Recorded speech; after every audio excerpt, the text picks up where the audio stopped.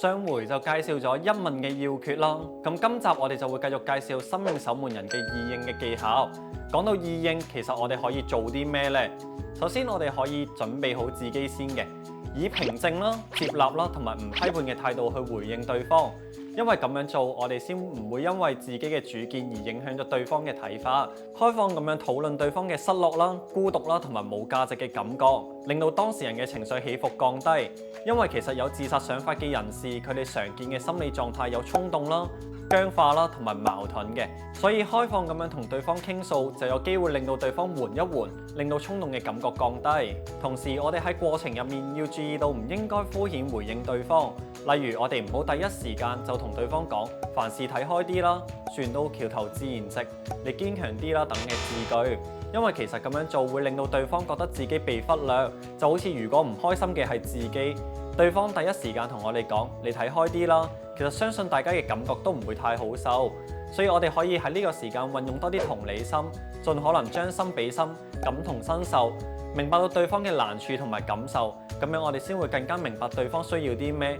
然後同對方有良好嘅溝通，咁樣就可以對症下藥啦。同時，我哋喺回應嘅過程入面，亦都唔需要刻意去迴避一啲自殺嘅問題同埋字眼，將佢變成禁忌，因為我哋要知道呢一次可能就係最後嘅一次機會啦。同埋我哋唔好無視咗對方嘅問題，會俾對方感受到自己可能係最後一刻都冇人去在乎。唔好盤問、責罵同埋怪責對方，講一啲例如大班人仲慘過你啦，人生本嚟就係唔公平等等嘅字句，咁樣其實會加強咗對方感受到有罪惡感同埋責備感。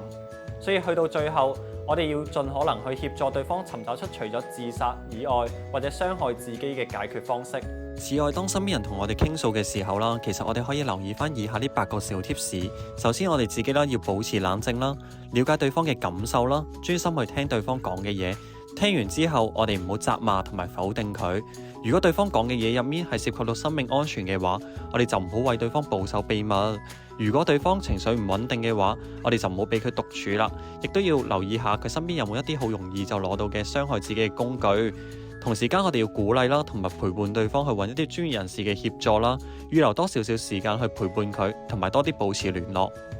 啱啱就講咗好多易應上面嘅技巧啦，有時候大家可能發覺盡咗力去協助對方，但係都好似幫唔到對方咁樣喎。咁到底我哋仲有啲咩辦法呢？喺呢個時候啦，我哋就可以運用到3轉介啦。如果我哋發現到自己已經盡咗力，但係對方好似冇乜改變，甚至自己因為對方嘅問題而受到影響嘅時候，我哋都應該要運用3轉介，即係我哋要提供一啲適當嘅社會資源俾對方，令到佢得到協助同埋持續關懷，就好似我哋如果病咗嘅時候，我哋都會去睇醫生一樣。所以都準備咗一啲社會服務資源俾大家。咁1連3集嘅生命守門人就嚟到呢度啦，希望可以幫助到大家知道點樣去了解身邊人同埋自己，同時希望大家可以多啲關懷自己同埋身邊人嘅身心狀況，共同守護社區，主動去尋求社會資源嘅幫手。多謝各位。